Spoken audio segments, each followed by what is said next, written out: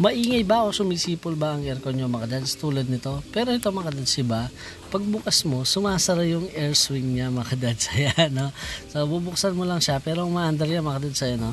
So dito maririnig nyo rin na medyo maingay siya ito mga dads.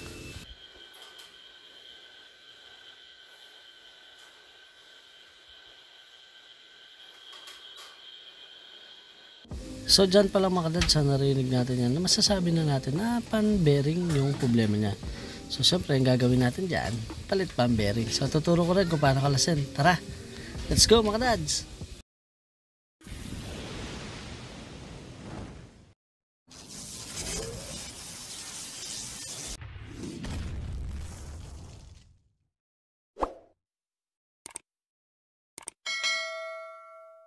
Ito, magpapalit tayo ng bearing ng pan motor. Kasama natin si John Dumamangan. Alright. Tinatanggal natin yung mga tornilyo sa baba. Ayan. Ito po yung sikreto ni Sharp. So kung may Sharp kayo at gusto nyo magpalit ng pan motor or pan bearing or pan blade, ganito lang po siya simple. Ang unang gagawin nyo po, bubunutin nyo yung pinaka wire nya dito sa control board. Ayan. So binunot ko lang siya. Yung pagkatanggal ng mga tornilyo, iangat natin ito ng ganyan. Then susunod natin, pagtanggal ng mga tornilyo dito, ingat mo lang siyang ganito. Ayun. Ayan. Iba ko lang ito para ma-discuss kasi iba pang dyan. Ayan. So open na siya. Lagyan ko lang ng flash. Ayan o. Kitang-kita na mga kadad. So yun na lang tinatanggal. Then after nun, ito, nakikita ka dito, meron siyang tornilyo. Kaso wala na to. Hilahin mo na lang siya. Tapos meron siyang clip dito. Ayun. Pataas. Then tanggal mo na yung cover. Ayan. Tanggal. Ayan. Nakababa na. Ay! Nakapa. Ayan. Ay, malinis pa naman yung coil niya. Ayan. Pwede na natin siyang bunutin. Siyempre, kailangan muna natin tanggalin dito. Ayan yung mga nakasabit. Ayan. Para mahila natin ito ng maayos. Ayan. So, mahila na natin. Papadaanin natin siya doon sa likod. Ayan. Kahila nun. Ito mga dads. Kung nakikita nyo. Meron siyang clip. Hilahin nyo lang siya. Taas nyo. Tapos clip. Ayun. Hindi pa. Taas pa. Ayun. Tapos kikita nyo mga dads. Slow mo natin. Baba. Oops. Nagkaganon yung ano. Dali.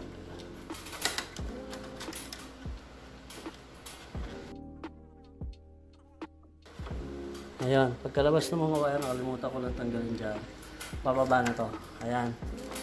So, ang isa-serve nyo na sa'yo ng maluwang na maluwang. Yun. So, ito na nilahin mo na lang siya. Wait. Kalimutan ko to.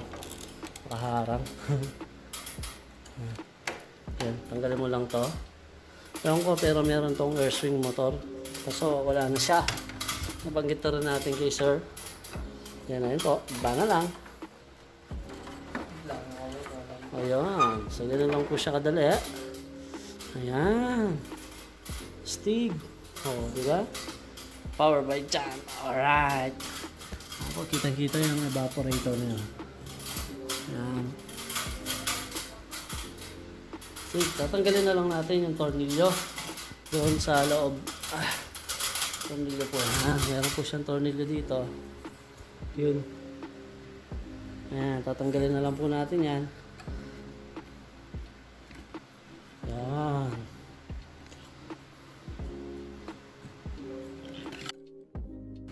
Hila. Danda. Yan. Tatornilyo ko naman. Gila. So, lang nila. Dito po tayo sa isang na katubale. Ayan. So, lahat po ng mga gamit dito ay mga antique. Mga luma. Matatanda pa sa akin. Saan natin dito? Patay ko lang. Ayan. Ayan. So, ayan pa, oh. Mga matatanda. Ano, may milk bone pa, Coca-Cola. Ano, mga pintor. Ayun lang po yung di matanda sa aking ilaw. Ayan. May video rin sila. Napaka-cute, napakaliit. Pang loob lang talaga. Ano. Yan. Ayan po si Guwapo. Alright. Pogi na. Mga old style po. Ayan. Dito tayo. Ito po yung mga nilinis natin. Ayan. Kada isang kwarto meron silang dalawang double na kama. Ayan. Meron din dito. Ito naman po yung inayos natin na bearing. Ayan. So tinanggalan natin yung fan motor. Siyempre meron po silang event bukas. Or meron silang client na magre-rent. Then kompleto naman sila. Meron silang cooking stove. Yun. Oven. Microwave. Then meron silang rep. Lalagyan mo na lang ng laman. Then dito tayo sa isa naman na tatagalin din natin na fan motor bearing. Ayan po. Nakakalas. Meron po siyang ano. Ayan po yung kwarto. Ayan, para silang may ilaw pero sikat lang ng araw yan. Matatanda yung style. Then punta tayo sa CR niya. Meron pala siya sariling CR dito. Wow! Ayan po. Ayan siya shower. Ayan, lababo. Then, oops, baka may salamin. Meron siyang water heater. Ayan, pag kailangan nyo, nilalamig kayo mga dad. Then, meron pa siyang isang CR. So, ito para sa master bed to. Meron siyang dalawa doon. Yan, ito pa yung isa CR niya. Ayan. Meron po sila mga exhaust. Para di ka mainitan. Then, meron din siyang portable water heater. Ayun. So, ngayon ang gagawin natin, bibili na tayo ng bearing. Tara, let's go. Sound check muna natin. Narinig ba? Ayan. Oh, narinig nga. Ayun isa naman. Ito, meron din. Ayan. So, bibili muna tayo mga dads. Let's go! At ayun na nga mga dads at nakapagpalit na tayo ng bearing ng isang Sharp J-Tech. Ayun, so napakaganda niyang kalasan, no mga dads.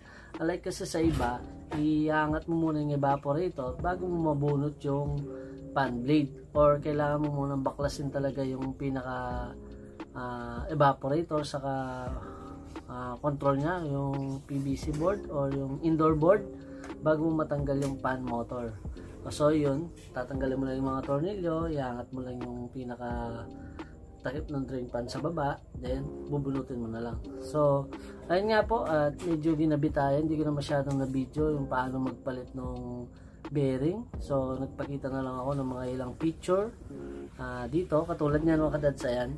So dyan po may makikita ka na meron po siyang board, yung pinaka pan motor niya. So meron po yung tatanggalin dyan or iinangin ba o shouldering, na kailangan mo muna tanggalin yung pagka shoulder niya bago mo mabunot yung pinaka board niya. Tapos dito ayan po yung pinaka axle niya o yung pinaka rotor niya. Ayan po, meron siyang mga magnet or parang ano na siya po yung dapat ingatan niyo po yan kasi siya po yung nagko-contact para umikot po yung motor natin o yung rotor. At siya nga po pala mga dads, kung gusto nyo pong magpa-reserve sa ating Balé Matwa, so napakaganda niya, napaka-antik na mga gamit niya doon mga dads, matatanda pa sa akin, baka matanda pa sa'yo eh. Ayan. So pwede po kayo magpa-reserve or mag-message sa kanilang FB page. Ayan po ang kanilang FB page. Sigurado ko mga dads, mag-e-enjoy kayo, sulit na sulit. So tara mga dads, see you there, let's go! So, ayun nga po, kapag maingin na yung fan motor nyo na ganyan mga dads, ayan, maganda palitan nyo na kagad. Kasi mga dads, kapag hindi mo agad pinalitan yan, lalala po yan, pwedeng mag-overheat kasi hindi na balance yung ikot niya or uminit na siya. Pwedeng masira yung fan motor nyo, mas lalala yung problema mga dads. Ang mahal pa naman ng fan motor. Like kapag bearing lang ngayon, so medyo madaling gawin. Or at least kung bearing, kumbaga maliit na parts lang siya na pinalitan. Like kapag fan motor, yun, bibili ka ng buong fan motor. Or kung mare-repair, siguro sana yun, kasi nga po yun sensitive siya, meron siyang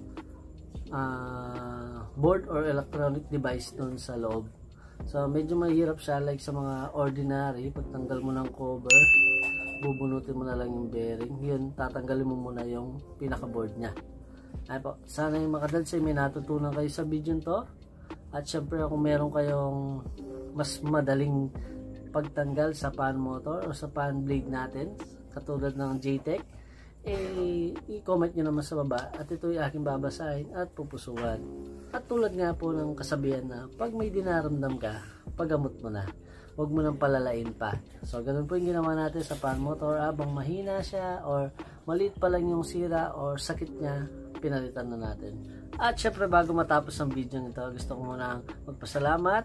Shoutout nga po pala sa inyo, Sir Albert, sa pagre-repair at pagtitiwala. Sana huwag po kayong masawa muli.